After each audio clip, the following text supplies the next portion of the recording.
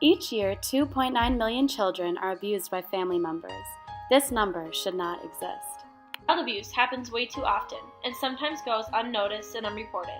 And those cases that are reported are not reported by neighbors or other family members, but by teachers, law enforcement, and social workers.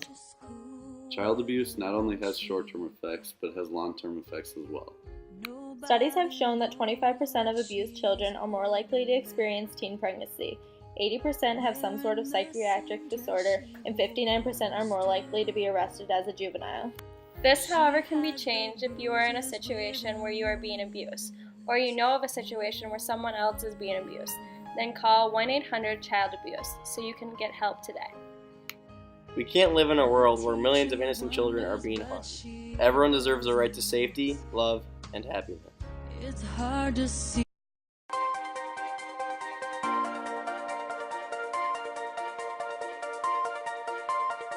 Audio Jungle.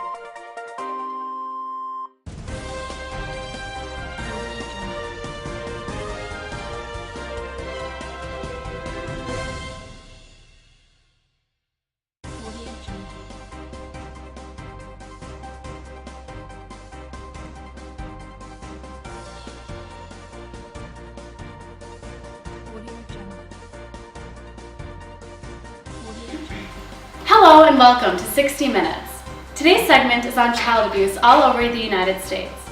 Child abuse, by definition, is the physical, sexual, or emotional maltreatment or neglect of a child. In the 2010 Child Maltreatment Report, it showed that 78.3% was physical abuse, 17.6% was sexual abuse, 9.2% was verbal abuse, and 8.1% was psychological abuse. And in most of these cases, children are abused by family members. Each year in the U.S., roughly 2.9 million kids are abused. Within that 2.9 million, almost 2,000 kids die because of the abuse.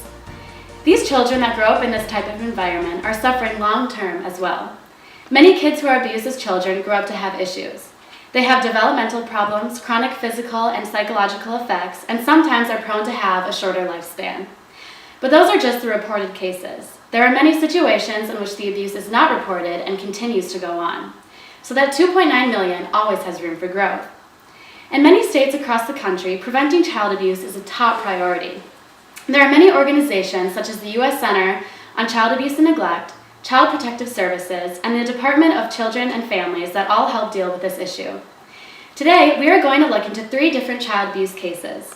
Now, each of these cases have been very public and have been very controversial because many people have different points of view on the topic. It is very hard to determine the difference between discipline and child abuse. How far is too far, and the difference between right and wrong. And that is what we kind of dig into today. We got to interview multiple people that were involved to get an inside look at each story. Our first story covers the controversy of Adrian Peterson and his actions of discipline towards his son.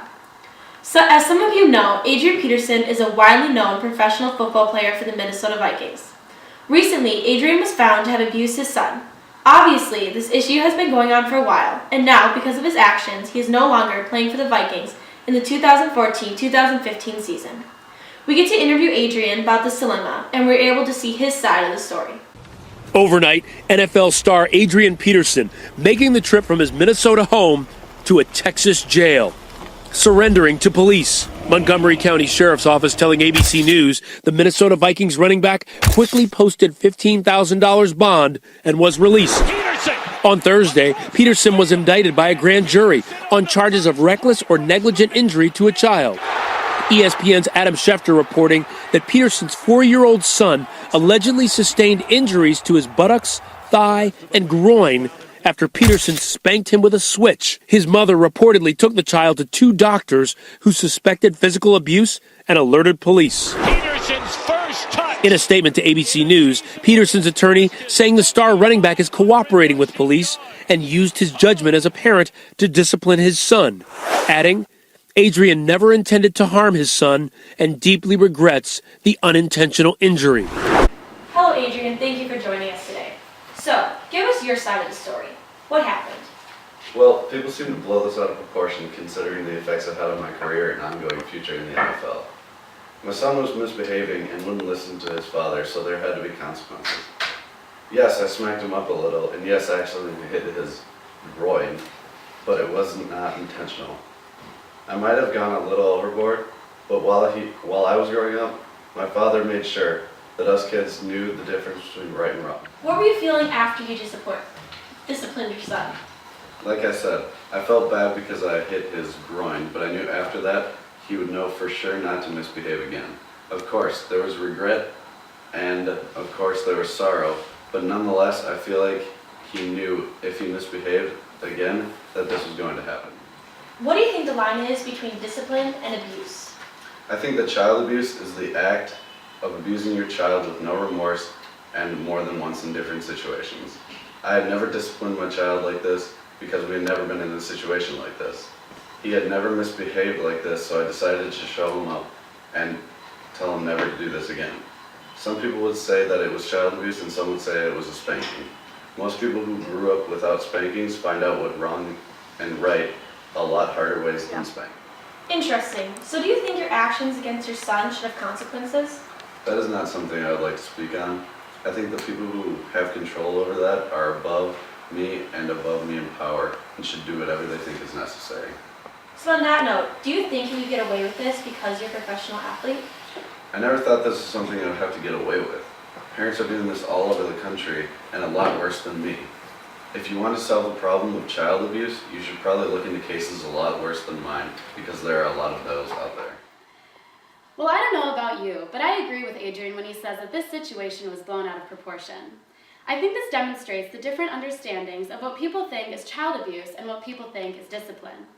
Obviously, Adrian had the mindset of disciplining his child because he was misbehaving. And I know that's what my parents did to me when I was younger. Clearly, he feels regret and remorse for his actions and feels that his consequences are so intense because he is a pro athlete. He's very accurate when he says that there are cases out there that are far worse than what he had done, and that is actually truly what we as a country should be more focused on. The last story for today's segment covers the Casey Anthony case. As many of you might already know, this case was a very large and long controversy all over the country, even though it took place in Florida. The mother, Casey, went to trial for the murder of her 4-year-old daughter, Kaylee, who had been missing for 31 days until she decided to call for a missing child. After all the hearings took place, the final trial is what shocked us all. Here's a short video clip. In the Circuit Court for the 9th Judicial Circuit in and for Orange County, Florida, State of Florida versus Casey Marie Anthony. As to case number 2008 CF 15606-0. As to the charge of first-degree murder, verdict as to count 1, we the jury find the defendant not guilty, so say we all, dated at Orlando, Orange County, Florida, on this 5th day of July, 2011, signed foreperson. As to the charge of aggravated child abuse, verdict as to count 2, we the jury find the defendant not guilty, so say we all, dated at Orlando, Orange County, Florida, this 5th day of July, 2011, signed foreperson. As to the charge of aggravated manslaughter of a child, verdict as to count 3, we the jury find the defendant not guilty, so say we all, dated at Orlando, Orange County, Florida, this 5th day of July, 2011, signed foreperson. As to the charge of providing false information to a law enforcement officer, verdict as to count 4. We, the jury, find the defendant guilty of providing false information to a law enforcement officer as charged in the indictment. So say we all, dated Orlando, Orange County, Florida, this 5th day of July, 2011, signed foreperson. As to the charge of providing false information to a law enforcement officer, verdict as to count 5. We, the jury, find the defendant guilty of providing false information to a law enforcement officer as charged in the indictment. So say we all, dated Orlando, Orange County, Florida, this 5th day of July, 2011, signed foreperson. As to the charge of providing false information to a law enforcement officer, verdict as to count 6. We, the jury, find the defendant guilty of providing false information to a law enforcement officer as charged in the indictment. So say we all, dated Orlando, Orange County, Florida, this 5th day of July, 2011, signed foreperson. As to the charge of providing false information to a law enforcement officer, verdict is to count 7. We, the jury, find the defendant guilty of providing false information to a law enforcement officer as charged in the indictment. So say we all, dated Orlando, Orange County, Florida, this 5th day of July, 2011, signed foreperson. So as it said in the video, Casey was not convicted for the murder of her daughter due to the fact that the prosecution did not prove each and every element of the charges they brought against her beyond a reasonable doubt. Once the trial was over, Casey went into hiding for her own safety. We were able to contact her mother, Cindy, who we were able to interview about the situation.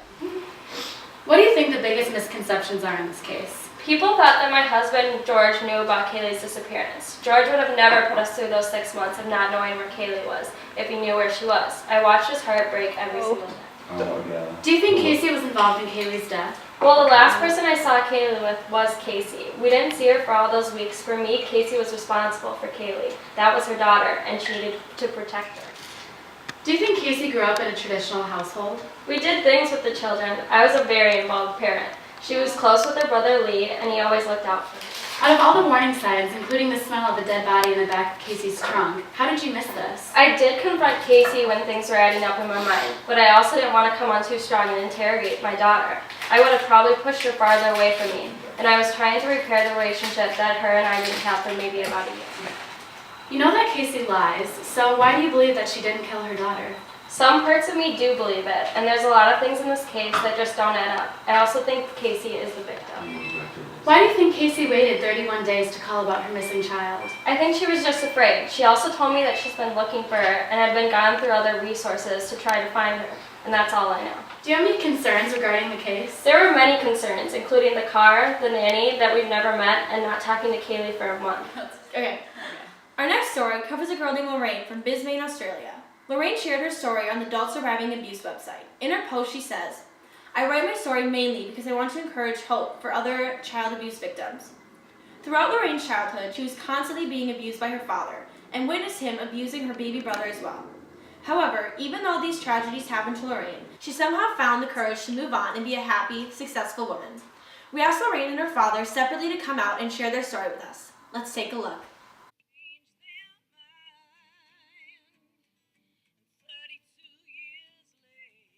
People would say that that little girl who was left alone, abused, disconnected, that shouldn't match the picture that you're seeing today. And yes, it's taken work and a journey, but this outcome is what you can hope for and expect. Oh, and by the way, thank you for giving me the bread that I breathe. Thank you for giving me. Trauma relates to overwhelming experience. It's not about the event itself that's precipitated the trauma. It's not about event magnitude. It's the perception of the person of overwhelm and complete lack of safety. And it actually triggers inbuilt biological mechanisms that we're all equipped with innately to maximise our chance of survival. So if we're in a situation of trauma or negative overwhelm, if we perceive that to be the case, automatically our brain is going to move into a different stage of functioning. What were your parents like when you were young? My mom was very involved with neighborhood gossip and got mad at us kids when she heard stories about us. She also always put people down when she talked about them. She only pointed out the negatives. My dad was physically abusive and had a short temper. When I was young, my dad would take me in the bathtub with rust on the bottom. It would cut my legs, but he didn't care. That was when I was 3 or 4. Did you know when you were about to be abused? We didn't know if we were going to get a belt or fist, the baseball bat or a cricket bat from mom, or if dad was going to lose his cool again and just bash everyone, throw his dinner around the room, or smash dishes and then have his fist. I witnessed my dad literally throw my 6-month-old baby brother across the room for the first time because he was crying. I know I screamed and punched him, but that only made things worse. What are you and your siblings like now? What is sad is that it went on to another generation without explanation with 4 children. Myself and my sister and my 2 brothers who are damaged in one way or another to larger or lesser degrees. Our family was obviously dysfunctional. My sister and I still see each other and get along fairly well. The boys learned well about the violent ways to treat women and children, and we don't have contact with them. My sister sought help when she had children. What are your plans for the future? I'm now completing a Master of Social Science and Counseling and have studied some psychology. I work in the area of mental health and mental illness and related issues, and will not rest until I see countless others can benefit from my lived experience and my knowledge. I have huge interest in resilience and living with a purpose, and I firmly believe in life skill coaching. Lorraine said you had very little influence on her life. Do you think that's true? I think for the most part I was a bad father. I didn't care about her grades, didn't take her to sporting events. We had a good nanny, she did all that. All I did was discipline her. Really didn't do much. I taught her how to garden, taught her about plants. I love plants, I love the outdoors, but I really didn't care about her. Do you think you were abusive? Looking back, yeah, I think so. I hit her pretty hard sometimes, so I was a bad father. I was abusive, yeah. Well, those are some quite intriguing stories we heard today, Katie. Yes, very sad. It's terrible to think that this is some people's realities. Truly heartbreaking. I think it's very important that we try and fix this problem in the future, because clearly there is more to be done about the situation. I could not agree more. Well, this concludes our segment for today. Thank you for watching and have a nice evening.